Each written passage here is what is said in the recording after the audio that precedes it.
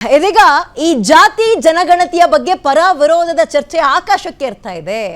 ಬೇಕು ಅಂತ ಕೇಳೋರು ಹೇಳ್ತಾ ಇದ್ದಾರೆ, ಹಲವರು ಬೇಡ ಅಂತ ಇದ್ದಾರೆ. ಇದು ಅವೈಜ್ಞಾನಿಕ, ಔಟ್ಡೇಟೆಡ್ ಅಂತೆಲ್ಲ ಹೇಳ್ತಾ ಇದ್ದಾರೆ. ಇದ್ರ ಬಗ್ಗೆ ಚರ್ಚೆ ಮುಂದುವರಿಸ್ತಾ ಹೋಗೋಣ. ಇದರ ನಡುವೆ ಪಕ್ಷದಿಂದ ಉಚ್ಚಾಟನೆ ಆದ್ರೂ ಪರವಾಗಿಲ್ಲ, ನಾನು ಯಾವಾಗಲೂ ಸದ್ದಲ್ಲಿರ್ತೀನಿ ಅಂತ ಎಲ್ಲ ವಿಚಾರದ ಬಗ್ಗೆ ರಿಯಾಕ್ಷನ್ ಅನ್ನ ಯತ್ನಾಳ್ ಅವರು ಕೊಡೋದು ಮರಿತಲೇ ಇಲ್ಲ. ಅದಕ್ಕೆ ಸಂಬಂಧಪಟ್ಟಂತೆ ಒಂದು ಬ್ರೇಕಿಂಗ್ ಇದೆ, ತಗೊಳ್ಳೋಣ ಬನ್ನಿ. ಮುಸ್ಲಿಂ ಸಮುದಾಯವನ್ನ ಅಲ್ಪಸಂಖ್ಯಾತರು ಅಂತ ಹೇಳಬಾರ್ದು. ಜಾತಿ ಗಣತಿ ಬಗ್ಗೆ ಶಾಸಕ ಯತ್ನಾಳ್ ಸ್ಫೋಟಕ ಹೇಳಿಕೆಯನ್ನು ಕೊಟ್ಟಿದ್ದಾರೆ. ಅಲ್ಪಸಂಖ್ಯಾತರು ಅಂತ ಹೇಳಬಾರದು. ಯಾಕೆ ನೋಡೋಣ ಬನ್ನಿ. ಅಲ್ಪಸಂಖ್ಯಾತರ ಲಿಸ್ಟ್ ನಿಂದ ಮುಸ್ಲಿಂ ಸಮುದಾಯವನ್ನ ಹೊರಗಿಡಿ. ರಾಜ್ಯ ಸರ್ಕಾರದ ವಿರುದ್ಧ ಶಾಸಕ ಯತ್ನಾಳ್ ಆಕ್ರೋಶವನ್ನ ವ್ಯಕ್ತಪಡಿಸ್ತಾ ಇದ್ದಾರೆ.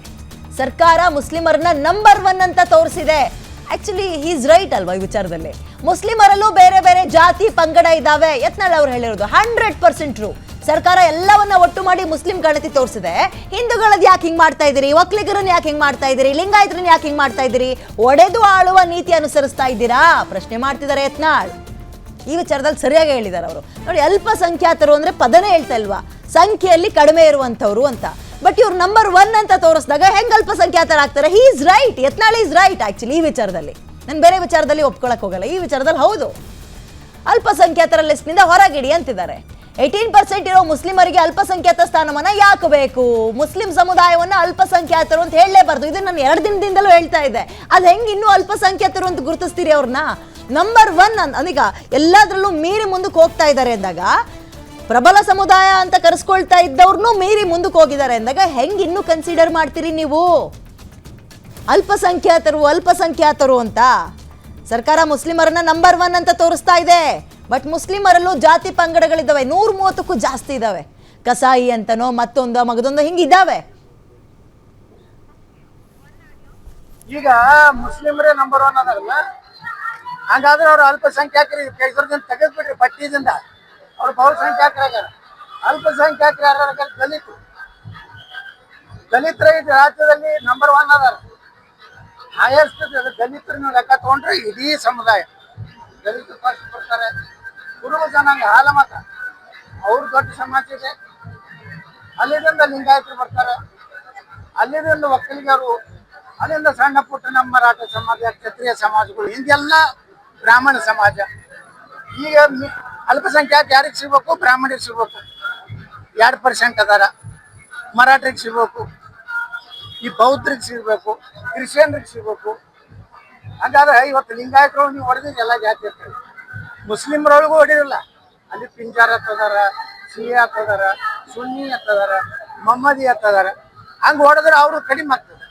ನೀವು ಅವ್ರನ್ನೆಲ್ಲ ಒಕ್ಕಟ್ಟು ಮಾಡಿ ಮುಸ್ಲಿಮ್ ಅಂತ ತೋರಿಸಿದ್ರಿ, ನಮ್ಮನ್ನೆಲ್ಲ ಹೊಡೆದಿರಿ. ಅದಕ್ಕೆ ನಮ್ಮ ವಿರೋಧ ಇನ್ನೊಂದು ಸರ್ವೆ ಮಾಡಿ, ಜಾತಿ ಮ್ಯಾಗ ಹೊಡೆದಿರಂದ್ರೆ ಮುಸ್ಲಿಮರೊಳಗೂ ಜಾತಿ ಮ್ಯಾಗ ಹೊಡಿಲಿಲ್ಲ. ನೀವು ಇದನ್ನೇ ಪ್ರಸ್ತುತ ಮಾಡ್ತೀನಂದ್ರೆ ಅವ್ರ ಅಲ್ಪಸಂಖ್ಯಾತ ಕ್ಯಾಟಗರಿ ತೆಗೆದು ಯಾರು 5% ಒಳಗೆ ಸಮುದಾಯ ಅದ ಅವ್ರಿಗೆಲ್ಲ ಅಲ್ಪಸಂಖ್ಯಾತ ಸೌಲಭ್ಯ ಕೊಟ್ಟು. ಇವತ್ತು ನೋಡ್ರಿ, ಜೈನರು, ಬ್ರಾಹ್ಮಣರು ಇವೆಲ್ಲ ಸಣ್ಣ ಕಮ್ಯುನಿಟಿ ಅದ. ಈಗ ಅಲ್ಪಸಂಖ್ಯಾತ ಅಂದ್ರೆ ಯಾರು? 18% ಇದ್ದವ್ರು ಅಲ್ಪಸಂಖ್ಯಾತರು ಆಗ್ತಾರ. ಕನಿಷ್ಠ 5% ಒಳಗೆ ಯಾರು ಅವ್ರ ಅಲ್ಪಸಂಖ್ಯಾತ ಡಿಕ್ಲೇರ್ ಮಾಡ್ರಿ ಅಂದ್ರೆ ನ್ಯಾಯ ಕೊಟ್ಟಾಗ ಆಗ್ತದೆ. ಸಿದ್ದರಾಮಯ್ಯನವರು ಇವತ್ತು ರಾಜ್ಯದಲ್ಲಿ ಅವ್ರನ್ನ ಇಳಿಸ್ಬೇಕನ್ನೋಂಥ ಒಂದು ಷಡ್ಯಂತ್ರ ನಡೆದಿದೆ. ಹಂಗ ಇವತ್ತು ನನ್ನನ್ನು ಸಹ ಉಚ್ಚಾಟನೆ ಮಾಡ್ಬೇಕಾದ್ರೆ ಅದು ಒಂದು ಕಾರಣ ಇದೆ. ಆ ಉಚ್ಚಾಟನೆ ಹಿಂದೆ ಒಬ್ಬ ಮಹಾನಾಯಕ ಕಾಂಗ್ರೆಸ್ ಓಡದ್ ಬರ್ತು ಅಂತ ಭರವಸೆ ಕೊಟ್ಟ ಮೇಲೆ ನಾನು ಉಚ್ಚಾಟನೆ ಮಾಡಿದ್ದಾರೆ. ಈಗ ಮುಸ್ಲಿಮರೇ ನಂಬರ್ 1 ಅದಾರಲ್ಲ, ಹಾಗಾದ್ರೆ ಅವ್ರು ಅಲ್ಪಸಂಖ್ಯಾತರಿಗೆ ಕೆಲಸದಿಂದ ತೆಗೆದ್ಬಿಟ್ರಿ ಪಟ್ಟಿದಿಂದ. ಅವ್ರು ಬಹುಸಂಖ್ಯಾತರಾಗ್ಯಾರ. ಜಾತಿ ಯುದ್ಧ, ಜಾತಿ ಜನಗಣತಿಯ ಯುದ್ಧ ರಾಜ್ಯದಲ್ಲಿ ಹೆಚ್ಚಾಗ್ತಾ ಇದೆ, ಕಾವು ಜಾಸ್ತಿ ಆಗ್ತಾ ಇದೆ. ರಾಜಕೀಯ ನಾಯಕರು ತಮ್ಮ ಬೇಳೆಯನ್ನ ಬೇಯಿಸ್ಕೊಳ್ಳೋಕೆ ಜಾತಿ ಜನಗಣತಿಯನ್ನ ಮುಂದಕ್ಕೆ ತಂದಿಟ್ಟಿದ್ದಾರೆ.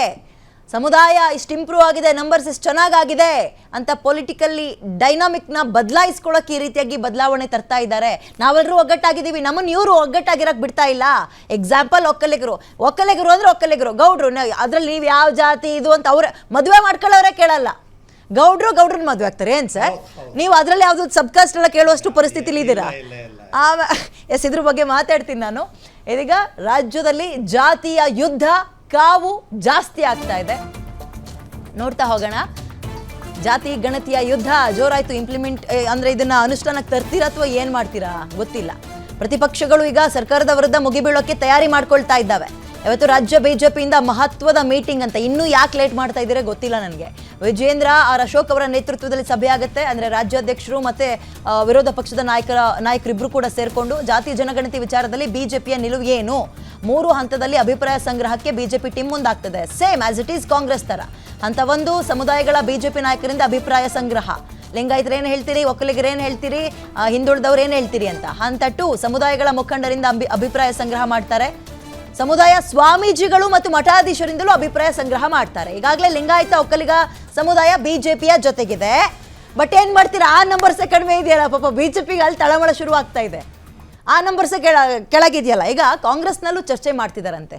ಒಂದು ಲಿಸ್ಟನ್ನ ಡಿಸ್ಟ್ರಿಬ್ಯೂಟ್ ಮಾಡಿದ್ದಾರೆ ಸಚಿವರುಗಳಿಗೆ. ಓದ್ಕೊ ಬನ್ನಿ, ಇದನ್ನ ಕರೆಕ್ಷನ್ಸ್ ಏನಿದೆ ತಂದು ಹೇಳಿ, ಚರ್ಚೆ ಮಾಡೋಣ. ಏಕ್ದಮ್ ಅದು ಅವೈಜ್ಞಾನಿಕ, ಔಟ್ಡೇಟೆಡ್, ಸರಿ ಇಲ್ಲ ಅಂತ ಹೇಳಕ್ ಹೋಗ್ಬಿಡಿ. ಒಂದೊಂದೇ ಅಂಶ ಚರ್ಚೆ ಮಾಡೋಣ ಅಂತ ಸಿದ್ದರಾಮಯ್ಯ ಹೇಳಿದಾರಂತೆ.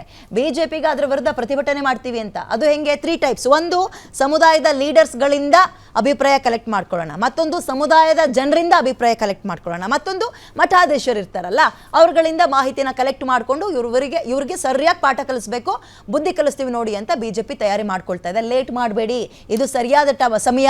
ಕಬ್ಬಣ ಕಾದಾಗಲೇ ಬಡಿಬೇಕು. ಲೇಟಾಗಿ ಬಡಿದ್ರೆ ಏನು ಪ್ರಯೋಜನ, ಬರೀ ಸೌಂಡ್ ಕೇಳಿಸುತ್ತಷ್ಟೇ. ಓಕೆ, ಇದ್ರ ಬಗ್ಗೆ ಮತ್ತೆ ಚರ್ಚೆ ಮಾಡ್ಲಿಕ್ಕೆ ನಮ್ಮ ಜೊತೆಗೆ ವೀರಶೈವ ಮುಖಂಡರು ಚಿದಾನಂದ್ ಅವರು ಕೂಡ ಈಗ ಜಾಯ್ನ್ ಆಗಿದ್ದಾರೆ. ಅವ್ರನ್ನ ವೆಲ್ಕಮ್ ಮಾಡ್ಕೊಳ್ತೀನಿ. ಸರ್ ನಮಸ್ತೆ, ಕಾರ್ಯಕ್ರಮಕ್ಕೆ ಸ್ವಾಗತ. ಸಾರಿ, ಡೆಸಿಗ್ನೇಷನ್ ಏನಾದ್ರು ತಪ್ಪೇಳಿದ್ನಾ ಸರ್? ಅಂದ್ರೆ ನಾನು ಸಾದ್ರು ಅಥವಾ ನೊಣೊಬ್ರು ಅಂತ ಏನಾದ್ರು ಹೇಳ್ಬೇಕಿತ್ತ, ಲಿಂಗಾಯತ ಮುಖಂಡ ಅಂತ ಹೇಳ್ಬೇಕಿತ್ತ? ರಾಷ್ಟ್ರೀಯ ಕಾರ್ಯಕಾರಿಣಿ ಸಮಿತಿ ಸೊ ನಾನು ಸರಿಯಾಗಿ ಹೇಳಿದ್ದೀನಿ. ನ್ಯಾಯವಾದಿನೂ ಸಹ ಅವ್ರು ಹೇಳಿದ್ದು ನನಗೆ ಕನ್ಫ್ಯೂಷನ್ ಆಗ್ಬಿಡ್ತು. ಎಲ್ಲಾದ್ರೂ ಹಂಗೇನಾದ್ರು ಚೇಂಜ್ ಮಾಡ್ಬೇಕಂತ ಹೇಳಿ ಸರ್. ಈ ಸರ್ವೆ ಬಗ್ಗೆ ನಿಮ್ಮ ಅಭಿಪ್ರಾಯ? ನೋಡಿ, ಇವತ್ತು ಏಪ್ರಿಲ್ 14 ಭಾರತ ರತ್ನ ಡಾಕ್ಟರ್ ಅಂಬೇಡ್ಕರ್ ಅವರ ಜಯಂತಿ. ಈ ಮೀಸಲಾತಿ ಪರ್ವವನ್ನು ಸಂವಿಧಾನದ ಮೂಲಕ ಈ ದೇಶಕ್ಕೆ ನೀಡಿದವರು BR Ambedkar, doctor BR Ambedkar. ಅದಕ್ಕಿಂತ ಮೊದಲು ಕೊಲ್ಲಾಪುರ ಶಾಹು ಮಹಾರಾಜರು ಮಾಡಿದ್ರು ಪ್ರಯತ್ನನ, ಇಲ್ಲ ಅಂತ ಹೇಳೋದಿಲ್ಲ. ಅದಕ್ಕಿಂತ ಮೊದಲು ನಮ್ಮ ಕರ್ನಾಟಕದಲ್ಲಿ ಕ್ರಿಸ್ಟಿ ಮಿಲ್ಲರ್ ಆಯೋಗದ ಮೂಲಕ ಮೈಸೂರು ಸಂಸ್ಥಾನದ ಅರಸರು ಮೀಸಲಾತಿ ಕೊಡೋ ಪ್ರಯತ್ನ ಮಾಡಿದರು. ಆದರೆ ಒಂದು ಅಂಶವನ್ನು ನಾವು ಇಲ್ಲಿ ಗಮನಿಸಬೇಕು. ಎಲ್ಲ ಮೀಸಲಾತಿಗಳು ಕಾಲಮಿತಿಗೆ ಒಳಪಟ್ಟು ಜಾರಿ ಆಗಬೇಕು. ಅವು ಶಾಶ್ವತವಾಗಿ ಜಾರಿಯಲ್ಲಿರಬಾರ್ದು ಅನ್ನೋ ಅಭಿಪ್ರಾಯ ಎಲ್ಲರದು ಆಗಿತ್ತು. ಸರ್, ಆರಂಭದಲ್ಲಿ ಕಾರ್ಯಕ್ರಮ ಶುರು ಮಾಡಿದ್ದೆ ಹಂಗೆ. ಸಮಯಕ್ಕೆ ತಕ್ಕಂತೆ ಎಲ್ಲ ಸರಿ ಆಯ್ತಾ, ಬದಲಾಯಿಸಿ. ಇದೇನು ಬದಲಾಯಿಸಿದ ರೀತಿಯಲ್ಲಿರುವಂತಹ ಕಾನೂನಲ್ಲ. ಅಂಬೇಡ್ಕರ್ ಅವರು ಅದನ್ನೇ ಹೇಳಿರೋದು, ಕಾಲಕ್ಕೆ ತಕ್ಕಂಗೆ ಬದಲಾಗಿ, ನೀವು ಬದಲಾಯಿಸಿ ಅಂತ. ಇವರು ಬದಲಾಯಿಸ್ತಾ ಇದ್ದಾರೆ. ಏನಂತ, ಕೊಡೋರಿಗೆ ಕೊಡ್ತಾನೆ ಇದ್ದಾರೆ, ಸುಮ್ಮನಿರೋರು ನಾವು ಬಾಯಿ ಮುಚ್ಕೊಂಡು ಸುಮ್ಮನಿದ್ದೀವಿ, ಹಂಗಾಗಿದೆ ಅಂತ. ಈಗ ನಾನು ಪ್ರಿಯಾಂಬಲಲ್ಲಿ ಪೀಠಿಕೆಯಲ್ಲಿ ಹೇಳ್ತೀನಿ, KH ಮುನಿಯಪ್ಪನವ್ರ ಮಗಳು ರೂಪಕಲಾ ಮತ್ತೆ MLA ಆಗ್ತಾರೆ. ಅವರು 7 ಬಾರಿ MP ಆಗಿದ್ರು KH ಮುನಿಯಪ್ಪನವರು. ಹೌದು. ಹಾಗಾದ್ರೆ ಇನ್ನೊಬ್ಬ ದಲಿತನಿಗೆ ಅವಕಾಶ ಆಗಲಿಲ್ಲ ಅಲ್ಲಿ ಕೋಲಾರದಲ್ಲಿ. ಇನ್ನ ಮಲ್ಲಿಕಾರ್ಜುನ ಖರ್ಗೆ ಅವರು ರಾಷ್ಟ್ರೀಯ ಕಾಂಗ್ರೆಸ್ ಅಧ್ಯಕ್ಷರು, ಅವರು MP ಆಗಿದ್ರು, MLA ಆಗಿದ್ರು, ರಾಜ್ಯಸಭಾ ಸದಸ್ಯರಿಗ. ಅವ್ರ ಮಗ ಪ್ರಿಯಾಂಕ್ ಖರ್ಗೆ ಈಗ ಜೇವರ್ಗಿಯಿಂದ ಶಾಸಕರಾಗಿ ಶಾಸಕರಾಗಿ ಸಚಿವರು ಕೂಡ ಆಗಿದ್ದಾರೆ. ಹಾಗಾದ್ರೆ ಇನ್ನೊಬ್ಬ ದಲಿತನಿಗೆ ಅವಕಾಶ ಇಲ್ವಾ? ನನ್ನಂತರ ಇನ್ನೊಬ್ರು ಇರ್ತಾನಲ್ಲಿ ಅವಕಾಶ ವಂಚಿತ ವ್ಯಕ್ತಿ. ಅವಕಾಶ ಬಂದೆ, ಒಂದು ನಿಮಿಷ ಪ್ರಿಯಾಂಬಲ್ ತಂದು ಬಂದೆಲ್ಲ ತಮ್ಮ ವಿಷಯಕ್ಕೆ ಬಂದೆ. ಹೀಗೆ ಇಲ್ಲಿ ಏನಾಗಿದೆ, ಇವರು ಈಗೇನು ಜಾರಿಗೆ ತರಕ್ಕೆ ಹೊರಟಿದಾರಲ್ಲ, ಇದೆಲ್ಲ ನೀಡಿದವ್ರಿಗೆ ನೀಡೋದು, ಪಡೆದವ್ರಿಗೆ ಪಡೆಯೋ ಥರ ಮಾಡೋದು, ಆ ಥರ ಒಂದು ಹೊರಟಿದ್ದಾರೆ. ಇನ್ನು ತಾವು ಪ್ರಸ್ತುತ ವಿಷಯದ ಬಗ್ಗೆ ನಾನು ಬರ್ತೀನಿ. ಏನಾಗಿದೆ, 1972ರಲ್ಲಿ ಹಾವನೂರು ಆಯೋಗ, LG ಹಾವನೂರು ಆಯೋಗ ಪ್ರಥಮ ಹಿಂದುಳಿದ ವರ್ಗಗಳ ಆಯೋಗ. ಆ ಆಯೋಗ ಏನು ಮಾಡಿಬಿಡ್ತು, ನಮ್ಮ ವೀರಶೈವ ಜನಾಂಗವನ್ನು 38 ಉಪಪಂಗಡಗಳ ರೂಪದಲ್ಲಿ ಗುರುತಿಸಿ ಅದರಲ್ಲಿ ಯಾರ್ಯಾರಿದ್ರು, ವೃತ್ತಿ ಆಧಾರಿತ ವ್ಯಕ್ತಿಗಳು, ಕಸುಬು ಆಧಾರಿತ ಕುಟುಂಬಗಳು. ಉದಾಹರಣೆಗೆ ಗಾಣಿಗೆ ಕುಟುಂಬ, ಅವರು ಸಹಜವಾಗಿ ಎಣ್ಣೆ ತೆಗೆಯುವಂಥ ಪ್ರವೃತ್ತಿ. ನೇಕಾರರು, ಅವರು ಜವಳಿ ಉದ್ಯಮದಲ್ಲಿದ್ದರು. ಹೀಗೆ ಎಲ್ಲರೂ ಕೂಡ ವೃತ್ತಿ ಆಧಾರಿತ ಕಸುಬು ಆಧಾರಿತ ಮಾಡಿ ಅವ್ರಿಗೆ ಮೀಸಲಾತಿ ಕೊಟ್ಬಿಟ್ರು. ಅಲ್ಲಿ ಪ್ರಥಮ ಬಾರಿಗೆ ಈ ಮೀಸಲಾತಿಯ ರುಚಿಯನ್ನು ಜನಗಳಿಗೆ ತೋರಿಸಿದ್ರು. ಅವ್ರನ್ನ ಮೀಸಲಾತಿಗೆ ಒಳಪಡಿಸಿದ್ರು. 72 ಆದ ನಂತರ ನಿಮಗೆ ಹೇಳ್ತೀನಿ, ಅವಾಗ ದೇವರಾಜ ಅರಸು ಅಂತಂದ್ರು, ಅದೆಲ್ಲ ಇತಿಹಾಸ.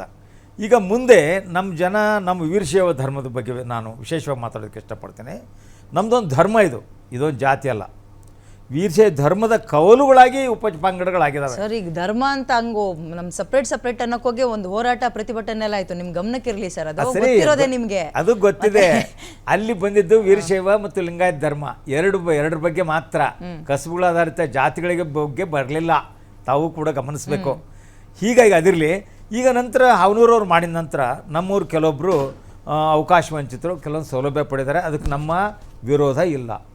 ಆದರೆ ಭಾವನಾತ್ಮಕವಾಗಿ ಮತ್ತು ಇಡೀ ಸಾಂಸ್ಕೃತಿಕವಾಗಿ ನಾವೊಂದು ಸಸ್ಯಾಹಾರ ಸಂಸ್ಕೃತಿಗೊಳಪಟ್ಟು ವಿಭೂತಿ, ಭಸ್ಮ, ಅಷ್ಟಾವರಣ, ಪಂಚಾಚಾರಗಳಿಗೆ, ಷಟ್ಸ್ಥಲಗಳಿಗೆ ಒಳಪಟ್ಟು ನಮ್ಮ ಧರ್ಮ ಒಂದೇ ಆಗಿದೆ ಇವತ್ತಿಗೂ ಕೂಡ. ಅದನ್ನು ಯಾರೂ ಅಲ್ಲುಗಳುವಂತಿಲ್ಲ. ನಮ್ಮ ಎಷ್ಟೋ ಉಪಪಂಗಡಗಳ ಮಧ್ಯ ವೈವಾಹಿಕ ಸಂಬಂಧಗಳು ಏರ್ಪಟ್ಟು ನಾವೆಲ್ಲ ಭಾವನಾತ್ಮಕ ಒಂದಾಗಿದ್ದೀವಿ. ಆದರೆ ಈ ಸರ್ಕಾರ ನೀಡೋ ಈ ಮೀಸಲಾತಿ ಸೌಲಭ್ಯಕ್ಕೋಸ್ಕರ ನಾವು ಮತ್ತೆ ABCDEF ವರ್ಗೀಕರಣ. ಈಗ ಮೀಸಲಾತಿ ಮುಟ್ತೀವಿ ಅಂದ್ರೆ ಅಲ್ಲೂ ದೇಶದಲ್ಲೇ ಹೋರಾಟ ಆಗುತ್ತೆ, ಮತ್ತೆ ಏನ್ ಮಾಡ್ಬೇಕು ಸರ್ಕಾರ? ಅದೊಂದು ಹೇಳ್ಬಿಡಿ ನೀವು. ಈಗ ಮೀಸಲಾತಿ ಟಚ್ ಮಾಡ್ತೀವಿ ಅಂದ್ರೆ ಪ್ರತಿಭಟನೆ ದಂಗೆ ಎದ್ದು ಬಿಡ್ತಾರೆ ಜನ, ಬೇಡ ಅಂದ್ರೆ ಅದರ ಅವಕಾಶವನ್ನ ಸವಲತ್ತನ್ನ ಪಡಿತಾ ಇರೋರು. ಸರ್ಕಾರ ಏನ್ ಮಾಡ್ಬೇಕು ಹಂಗಾದ್ರೆ? ಈಗ ಸರ್ಕಾರ ಏನು ಮಾಡಬೇಕು ಅಂದರೆ, ತಾನು ಸರ್ಕಾರಕ್ಕೆ ಅದೊಂದು ವಿಶಿಷ್ಟ ಒಂದು ಸ್ಫೂರ್ತಿಯ ಸೆಲೆ ಅದು.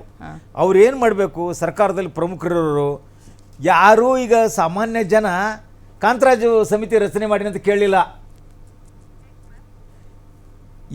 88ರಲ್ಲಿ ಚಿನ್ನಪ್ಪ ರೆಡ್ಡಿ ಆಯೋಗ ಆದ ನಂತರ ಒಂದೇ ಸಾರಿ ಎಲ್ಲಿ ತಂದ್ರು ಇವರು? ಕಾಂತರಾಜು ಸಮಿತಿ ಅಂತಂದರು. ಕಾಂತರಾಜವರು ಸಿದ್ದರಾಮಯ್ಯವ್ರ ಸ್ನೇಹಿತರು, ತಮಗೆ ಗೊತ್ತಿರಲಿ. ಅಷ್ಟೇ ಅಲ್ಲ, ಅವರು ಕುರುಬ ಸಮಾಜದವರು. ಅದನ್ನು ಹೇಳ್ತೀನಿ ನಿಮಗೆ. ಅವರು ಒಬ್ಬ ವಕೀಲರು, ಇವರು ಒಬ್ಬ ವಕೀಲರು. ಅಲ್ಲಿ ಇವರು ಸ್ನೇಹ ಇತ್ತು. ಸರಿ, ಇದೊಂಥರ ಪುನರ್ವಸತಿ ಕೇಂದ್ರಕ್ಕೆ ಮಾಡಿಟ್ರು ಅವ್ರನ್ನ.